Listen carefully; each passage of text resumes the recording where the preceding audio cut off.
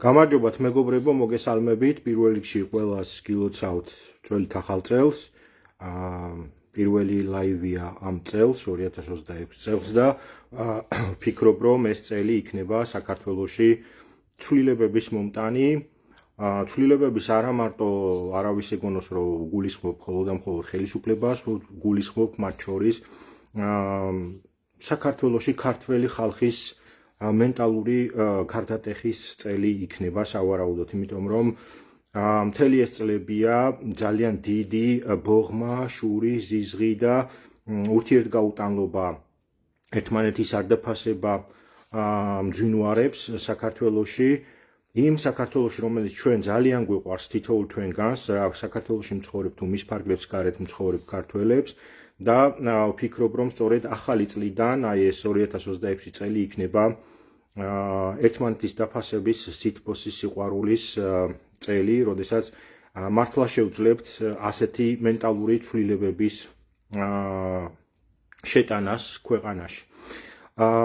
ეს ლაივი კონკრეტულად მინდა რამოდენიმე საკითხს მიუძღვნა და პირველ რიგში ორგანიზაცია თაობები საქართველოსთვის სოლიდარობას უცხადებს თავისუფლებისთვის მებრძოლ გმირ ირანელ ხალხს, რომელიც არ უშინდება ტყვიებს, არ უშინდება საფრთხეს და იბრძვის გამალებით რეჟიმის წინააღმდეგ. თავისუფლება ეს არის ერთ-ერთი ის ფასეულობა, რომელიც ძალიან ძვირფასი იყო ოდითგანვე ქართველ ერში და ჩვენ დღესაც პრაქტიკულად ყოველი თაობა იცავდა თავისუფლებას საქართველოში და ეს თავისუფლება არის ის ფასეულობა, რომელიც სავარაუდოდ უნდა გახდეს ერთ-ერთი ზე ფასეულობა, რომელზეც უნდა დაშენდეს ყველაფერი დანარჩენი ნებისმიერ სახელმწიფოში. დღეს პირველ რიგში ხო ვიტყვი იმას, რომ ირანელებს რა თქმა უნდა ჩვენი სოლიდარობა და ძალიან სერიოზული პრობლემის წინაშე ვდგავართ, როგორც ქვეყანა, ასევე ხალხი. ამ პრობლემებთან დაკავშირებით, იმიტომ რომ ყველა უყურებს ძალიან ცალმხრივად ამ პროცესებს, როგორც საქართველოს ეროვნული ინტერესების დაცვა ამ პროცესში მე ვერ მოვისმინე ვერავისგან, ვერც სატელევიზიო სივრცეში, ვერც Facebook-ზე და ამ დროს არის სერიოზული გამოწვევები და სერიოზული საფრთხეები. საზოგადოებაც კი არ ვართ შეთანხმებული, მაგალითად, როგორც არ უნდა განვითარდეს პროცესები ირანში. საქართველოში შესაძლოა მოხდეს ძალიან ბევრი ირანელის შემოსვლა. როგორ უმკლავდებით ამ ყველაფერს, არის იწევს თუ არა ეს ეროვნულ უსაფრთხოების საკითხებს. რა შეიძლება ამაში მოხდეს, ხდება თუ არა მათ შორის ამერიკასთან და ევროპასთან დალაპარაკება იმასთან დაკავშირებით, რომ ჩვენ კორიდორს ვაძლევთ ამ ხალხს, ვტოვებთ საქართველოში, თუ ვტოვებთ საქართველოში, რას იღებს საქართველოს სანაცვლოდ ამისი. იქნება ეს ევროინტეგრაციის მიმართულებით თუ უსაფრთხოების თვალსაზრისით და ასე შემდეგ. და ბევრი სხვა თემა და საკითხია ამასთან დაკავშირებით, რასაც საზოგადოება პრაქტიკულად აიგნორებს და პრაქტიკულად არ საუბრობს და მე ვფიქრობ, რომ დრო მოვიდა მეგობრებო, რომ ქართველებმა ვისწავლოთ ეროვნული ინტერესებიდან ამომავალი ფიქრების დისკუსიაში გადაყვანა, ერთმანეთთან საუბარი და ეს არის თემები, რომელიც ძალიან მნიშვნელოვანია მომავალი საქართველოსთვის. ახლა რაც შეეხება საქართველოს სიტუაციას, პირველ რიგში თაობები საქართველოს მხრიდან ორგანიზაცია თაობები საქართველოსთვის სოლიდარობას უცხადებს ყველა პოლიტპატიმარს, რომელიც ზის ციხეში და ციხეში შეხვდა ახალ წელს.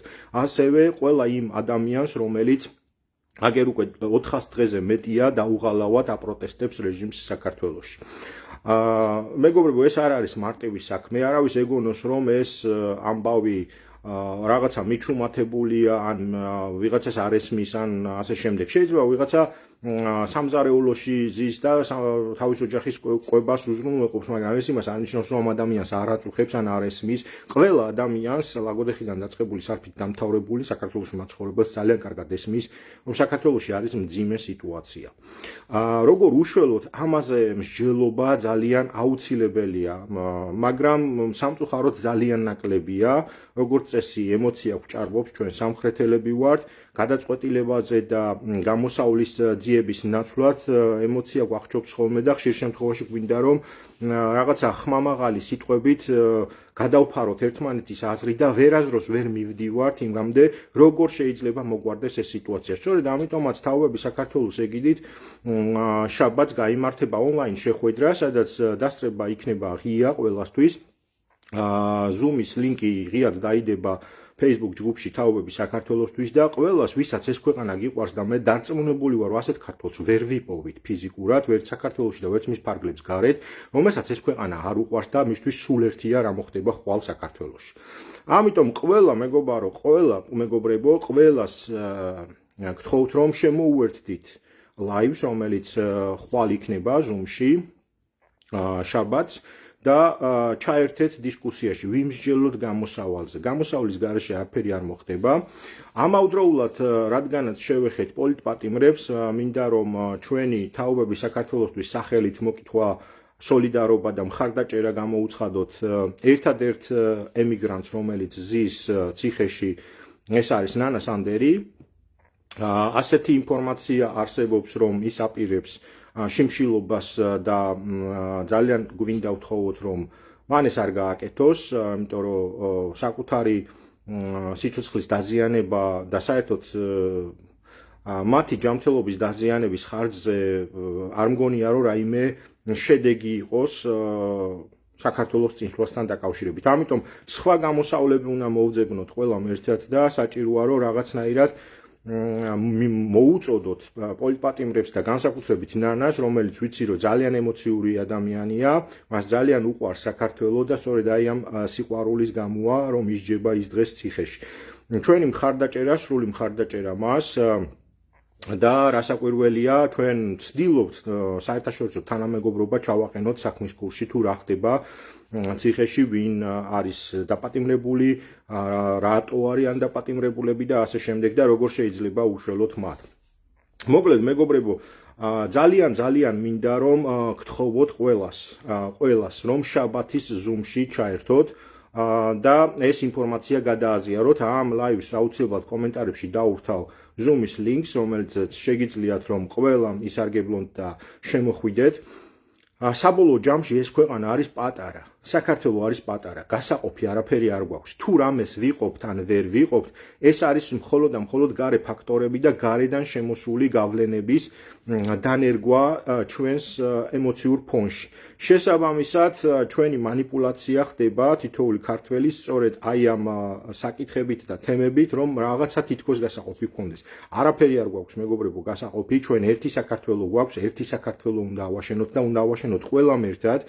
ვინც აპროტესტებს, ვინც ჩუმად არის, მაგრამ გულშემატკივრობს და ის ხალხიც, ვინც არ აპროტესტებს და არ გულშემატკივრობს, ოღონდ მას თავისებურად მიაჩნია რაღაცეები. ყველამ ერთად უნდა ავაშენოთ. რაც შეეხება Zoom-ს და რაც შეეხება პლატფორმას და ორგანიზაციას თაობები საქართველოსთვის ჩვენ არავის არ ვანსხვავებთ პოლიტიკური გემოვნების და მიხედვით, ჩვენ ყველა პოლიტიკური გემოვნების ადამიანს ვიწევთ ყოველთვის ჩვენს ორგანიზაციაში. ერთადერთი რაც არის, ეს არის ფასეულობები, რომელსაც ის უნდა აკმაყოფილებდეს. ფასეულობა ეს არის, რომ შენი თავისუფლება იქ მთავრდება, სადაც ხვისი იწყება. და იგივე ბიბლიური კანონი, რომ მოექეცი ყველას ისე, როგორც შენ გინდა გექცეოდეს. ხო, ესაა ფასეულობა, რომელზეც პრინციპში იდგა ჩვენი წინაპრების მიერ აგებული საქართველოს. სწორედ ასეთი საქართველო უნდა შევქმნათ მომავალშიც, მაგრამ ეს საქართველო რომ შევქმნათ, საჭიროა ერთმანეთს თვალებში შევხედოთ და დაველაპარაკოთ. სადღაც მაინც უნდა დაველაპარაკოთ ერთმანეთს. აქედან გამომდინარე, მეგობრებო, ძალიან გთხოვთ ყველას რომ ეს live გადააზიაროთ ყველა მაქსიმალურად, ვინც ახლა უყურებს, ვინც მომავალში უყურებს, იმისთვის რომ მაქსიმალურად ბევრ ადამიანის თვალსაჩინომდე მივიტანოთ ეს ინფორმაცია, რომ შაბათ დღეს გაიმართება Zoom-ი, ღია Zoom-ი, იმისთვის რომ ქართველები დავждეთ რუგალი მაგიდის ირგვლივით და ვიმსჯელოთ რა უშველოთ ამ ქვეყანას. მოკლედ, გამოწვევები არის ძალიან ბევრი, მათ შორის მე წეგან ვახსენე, რომ ირანთან დაკავშირებით დიახ, ჩვენი სოლიდარობა უდრეკ და გმირ ირანელ ხალხს, რომელიც არ უშინდება ტყუებს და იბრძვის რეჟიმის წინააღმდეგ, მაგრამ ეს გამოწვევებს აჩენს საქართველოში, მეგობრებო, და ამაზე საჭიროა საუბარი, მათ შორის საზოგადოებაში. საზოგადოებამ უნდა შექმნას ის ფონი, რომელსაც უპასუხებს არსებული მომავალი თუ ყველა ნებისმიერი ხელისუფალი და ირეაგირებს სწორად და დროულად, ხო, ამ ყველაფერზე. მოკლედ, გამოწვევები არის ის თუნდაც, რომ იცით რომ რეგიონის ლიდერი პრაქტიკულად წარმოჩინებულია ალიევი, აზერბაიჯანის ლიდერი, არც თუ დაუმსახურებლად პირდაპირ გეტყვით, მაგრამ ამ ყველაფერში საქართველოს შესაძლოა სამეზობლოში და რეგიონშიც იქცეს საუკეთესო დამბალანსებლად თუ ჩვენ შევქმნით სანატრელ დემოკრატიას, ისეთ დემოკრატიას, რომელიც მართლა გააბწყინებს და გაანათებს იბერიას, როგორც ნაწინასწარმეტყველი იყო, მაგრამ ამას ვერ გავაკეთებთ თუ სისტემურად არ მიუდექით ცვლილებებს. სისტემურ ცვლილებებს კი ჭირდება არა დოგმატური, კონსერვატორი, ჩაკეტილი აზროვნების ადამიანი, არამედ ღია იდეალისტები, ღია მოაზროვნეები, რასაც შეუძლია როგორც ინგლისელები ამბობენ out of box, შეუძლია რაღაცა კრეატიული მიდგომებით სრულიად ახალი სისტემების შექმნა. სწორედ ამაზე ვმუშაობთ და ვშრომობთ ჩვენ თაობები საქართველოს ორგანიზაცია და გვაქვს ძალიან ბევრი ხედვა, როგორი უნდა იყოს ქვეყნის მართვის მოდელები მომავლის საქართველოში, როგორ უნდა უზრუნველყოთ დაბალანსების პოლიტიკა, როგორ უნდა შეიქმნას ძელვადიანი მშვიდობა და ბევრი სხვა მიმართულებებით. მათ შორის ჯანდაცვა, რომელიც პრაქტიკულად თავის თავს ჭამს დღეს საქართველოში და ჯანდაცვის სისტემაში შესული ადამიანი პრაქტიკულად გამოდის იქიდან უფრო მეტად ავადმყოფი ვიდრე შევიდა. ეს არის ის მახინჯი სისტემა, რომელიც შეიქმნა საქართველოში და ამ ყველაფერს ჭირდება სისტემური მიდგომა, კრეატიული მიდგომა იმისთვის, რომ ახალი სისტემა შეიქმნას. მათ შორის ყველას ხსმენიათ, რომ არის რაღაცა სასამართლო ხელისუფლება და მართლმსაჯულება გასამართი. დიახ, როგორ უნდა გავუმართოთ ამაზე, არავის არ უსაუბრია. თუ ვინმეს ორიოდე სიტყვით ზედაპირულად რაღაცა უხსენებია, კითხვას როგორც კი დაუსვავ, პრაქტიკულად ყველა ჩუნდება. რატომ? იმიტომ რომ ღრმად ამ საკითხებზე არ მსჯელობთ. მეგობრებო, ერთდროულად უნდა შეგვეძლოს მულტიფუნქციური ამოცანების გადაწყვეტა. არ შეიძლება რომ მოდი ჯერ ეს გავაკეთოთ და მერე ვიფიქროთ როგორი საქართველო გვინდა. არა, უნდა ვიცოდეთ როგორი საქართველო გვინდა და ისიც უნდა ვაკეთოთ რომ ასე ვთქვათ ეს ახალი საქართველო როგორც გვინდა ერთდროულად მოვიდეს იმასთან ერთად როგორც შევცვლით ამ ხელისუფლებას, ხო? მოკლედ 35 წელია ჩვენ დავდივართ ერთ და იგივე წრეზე, მოდი ხელისუფლება შევცვალოთ და მერე გავარკვიოთ საით წავიდეთ. არა, ეგრე ვერ გამოვა. საჭიროა სტაბილურობა დღეს ჩვენს თვალწინ იცვლება საერთაშორისო დღის წესრიგი, ახალი ძველი საერთაშორისო სამართალი, რაც დღემდე არსებობდა, პრაქტიკულად ჩვენს თვალწინ ინგრევა. მათ შორის სამხედრო ალიანსების დაშლის საფრთხე ნათელია, თქვენ ხედავთ ალბათ პრინციპში, რომ ნატოს ალიანსი პრაქტიკულად ჩამოშლის პირას არის. ეს არ ნიშნავს იმას, რომ მართლა უნდა ჩამოიშალოს, მას აქვს გადარჩენის უნარიანობა, მაგრამ პრაქტიკულად დღის წესრიგი, საერთაშორისო დღის წესრიგი იცვლება ჩვენს თვალწინ. იცვლება როგორც ამერიკის შეხედულებები, ასევე ევროპის შეხედულებები, ასევე დიდი მოთამაშეები, როგორიც არის ჩინეთი, ინდოეთი, რუსეთი და ბევრი სხვა. ახლა მე ვახსენე რუსეთი ვიღაცამ შეიძლება თქვას, რომ რა ის დიდი დიახ, არავინ არ შეთანხმებულა ჯერ, რომ რუსეთი აღარ არის მოთამაშე. რუსეთი არის ჯერ მოთამაშე, დიახ, მას აქვს პრობლემები დანარჩენ დიდ მოთამაშეებთან შედარებით. შეთანხმებასთან დაკავშირებით და როგორ გადაწყდება ეს ამბავი ჩვენს თვალწინ ვითარდება პრაქტიკულად. თუმცა რაც არ უნდა მოხდეს, არავინ არ არის შეთანხმებული იმაზე, რომ რუსეთი გაქრება რუქიდან. არ გაქრება, მეგობრებო, ამაზე შეთანხმებული ჯერჯერობით არავინ არ არის. ამიტომ ამ ყველაფერს და მათ შორის ის, რომ საზღვარი რუსეთს საქართველოსთან სულ ექნება, ეს არის ძალიან მნიშვნელოვანი, რადგან ჩვენ უნდა ახლა ვიფიქროთ, როგორ შეიძლება უსაფრთხოების, გრძელვადიანი მშვიდობის დამყარება საქართველოში მომავალში. ამიტომ გეპატიჟებით ყველას შაბათის ზუმში.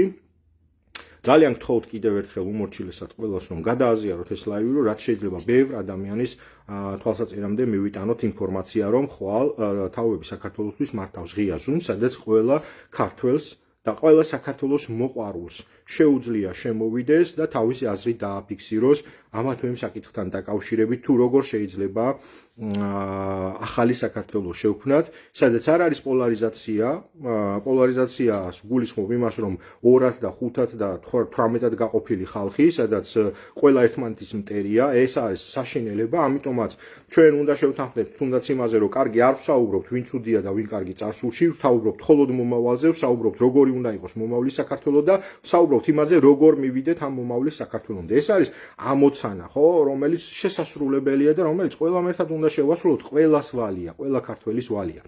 ამიტომ ჩემო-კარგებო, ძალიან გთხოვთ, რომ ეს ინფორმაცია გადააზიაროთ ყველასთან და გელოდებით ყველას შაბათს ზუმში. და ერთად ვიმსჯელოთ მომავლის საქართველოზე. ერთად ვაშენოთ სიყვარულით, ვაშენოთ ერთმანეთის პატივისცემით, ერთმანეთის პატივისცემით და ერთმანეთის სიყვარულის გარეშე არაფერი არ აშენდება, არაფერი არ გაკეთდება. ზიზღზე დაფუძნებული გაერთიანებები არ არსებობს მსოფლიოში, მეგობრებო. არ დაიჯეროთ ვინმემ, რომ რაიმე მსგავსი არსებობს. არსებობს ინტერესთა თანხმედრის მიხედვით შექმნილი ალიანსები, სამხედრო იქნება ეს თუ ეკონომიკური ბლოკი თუ ნებისმიერი სხვა პოლიტიკური გაერთიანებები, მაგრამ ამ ყველაფერს ინტერესთა თანხმედრა აქვს და ეს ინტერესთა თანხმედრა კონსტანტა არ არის. ნებისმიერ დროს შეიძლება ეს ინტერესები დაცილდეს ერთმანეთს და შესაბამისად ეს სულ დინამიკაში იცვლება. და დღეს ჩვენ ვართ სწორედ იმ პერიოდში, როდესაც ყველაფერი აბსოლუტურად თავდაყირად დგება. მაყურებლის როლიდან გამოვიდა დასავლეთი, ის თავად ცდილობს რომ შეცვალოს სამყარო იმგვარად რომ იყოს ბევრად უფრო ჰუმანური და დემოკრატიული, ეს ყველაფერი აჩენს გამოწვევებს და მათ შორის შანსებს საქართველოსთვის. ხო, ირანთან დაკავშირებით ირანის პრობლემის მოგვარებასთან ერთად ზანგეზურის დერეფანი გახდება პრაქტიკულად ერთ-ერთი სერიოზული დერეფანი, რომელიც გაატარებს ტვირთებს ჩრდილოეთ-აღმოსავლეთისკენ, ჩრდილოეთიდან სამხრეთისკენ, აღმოსავლეთიდან დასავლეთისკენ და პირიქით. აქედან გამომდინარე საქართველოს ფუნქცია არის ძალიან მისახედი და ეს არის სერიოზული განგაშის ზარი, რომელზეც საზოგადოებამ უნდა ვიზრუნოთ და ვიფიქროთ. არავინ არ იფიქრებს ჩვენს გარეშე და არავინ არ იფიქრებს ჩვენს მაგიერ. არავინ არ იფიქროთ რომ ხო ძალიან მინდა ყველას ვთხოვო რომ შეეშვან აი ამ რაღაცა სისულელეებს რომ ნახეთ მადურო როგორ დაიჭირეს და აბა ბიძინა გეშინოდეს და ასე შემდეგ. მეგობრებო, რაღაცები სასურველი არ უნდა გავასაღოთ რეალობად არასდროს. ეს არის ძალიან დამღუპველი, ვეუბნები მათ შორის იმ ხალხს, რომელსაც ეს მართლა სურს, რომ ხვალთუზე გიხილოს. თუ ამის ხილვა გვინდა რეალურად უნდა შევხედოთ სიტუაციას, თუ რა სიტუაცია იყო მადუროსთან დაკავშირებით ეს ერთი და მეორე. როდესაც ხელისუფლების ცვლილებაზეა საუბარი, ერთი რამ დაიმახსოვრეთ, მეგობრებო. ალტერნატივის გარეშე არასდროს დასავლეთი გათვლას არ გააკეთებს ხალხზე. ხალხზე გაკეთდება გათვლა მხოლოდ იმ შემთხვევაში, თუ გამოჩნდება ალტერნატივა ძალის ცენტრი, რომელზეც შეიძლება გათვლა გააკეთოს დასავლეთმა. სწორედ ამიტომაც, მეგობრებო, როდესაც ვსაუბრობთ, რომ უნდა შევცვალოთ, უნდა ავსევე გამოჩნდეს რაღაცა ძალის ცენტრი, სადაც არის ახალი ხალხი და არა ის ხალხი, რომელმაც უკვე თავი მოაბეზრა ყველას ხალხსაც და დასავლეთსაც, თავისი წუწუნით რო ბიძიებო ბაბუებო გუშველეთ. ვერ დააფიქსირეს მათ თავისი პოლიტიკური ალღო და შესაბამისად ეს ყველაფერი ხალხში ძალიან ცუდ გავლენებს ახდენს. აქედან გამომდინარე საჭიროა ახალი ხალხის გამოჩენა, ახალი გონება გახსნილი ადამიანების, რომელსაც უყვარს ეს ქვეყანა და რომელსაც ესმის მათ შორის ის რომ აქტივიზმი და პოლიტიკა სხვადასხვა რამეა. ჩვენ სამწუხაროდ ოპოზიციურ ველზე შეიქმნა ასეთი რეალობა, რომ აქტივიზმი ითვლება პოლიტიკად. პოლიტიკა და აქტივიზმი სხვადასხვა რამეა, მეგობრებო, იმიტომ რომ აქტივიზმში არის შავი და თეთრი, კი ან არას პასუხი. პოლიტიკა ასეთ ცნებებს არ ცნობს. პოლიტიკა არის ძალიან wide range, ასე ვთქვათ, ძალიან ფართე გაგება ყველაფერში. აქედან გამომდინარე, როდესაც ჩვენი პოლიტიკური აქტორები პრაქტიკულად არათუ აქტივისტობას ვერ გაცდნენ, არამედ ანალიტიკოსის დონეზეც ვერ წარმოჩინდა ბევრი მათგანი, ეს რა თქმა უნდა ძალიან დიდ შეშფოთებას იწვევს და იმედგაცრუებას როგორც ხალხში, ასევე დასავლელ პარტნიორებში. აქედან გამომდინარე, ამოცანა არის ძალიან დიდი. შესასრულებელი ერთის მხრივ ჩვენ გვაქვს ქვეყანა გადასარჩენი, ოღონდ მართლა პირდაპირ გაგებით. მეორეს მხრივ ჩვენ საჭიროა რომ ვიფიქროთ იმაზე თუ როგორ უნდა შეიქმნას ალტერნატიული ძალის ცენტრი და მესამე ეს არის ის რომ ამ ყველაფრის განსახორციელებლად გვჭირდება ეროვნული იდეა, რომლის ირგვლივაც ჩვენ შეიძლება გავერთიანდეთ. ეს ყველაფერი პრინციპში მეგობრებო გვაქვს პლატფორმაზე თავები საქართველოსთვის ნამსჯელი გაწერილიც გეგმის სახით და ვახორციელებთ ნელ-ნელა. ამიტომ შემოუერთდით შაბათს Zoom-ს თბილისის დროით 23 საათზე დავიწყებთ და ძალიან გთხოვთ ეს ინფორმაციები ყველას გადაუზიარეთ. კიდევ ერთხელ გეტყვით, რომ კომენტარებში აუცილებლად მოვათავსებთ Zoom-ის ლინკს. სულ ეს იყო მეგობრებო დღეს, რაც მინდოდა რომ თქვენთვის მომეტანა ინფორმაციის სახით. კიდევ ერთხელ პლატფორმა თაობები საქართველოსთვის სოლიდარობას უცხადებს ჩვენს პოლიტპატიმრებს და რა თქმა უნდა ერთადერთ ემიგრანტს ნანა სანდერს.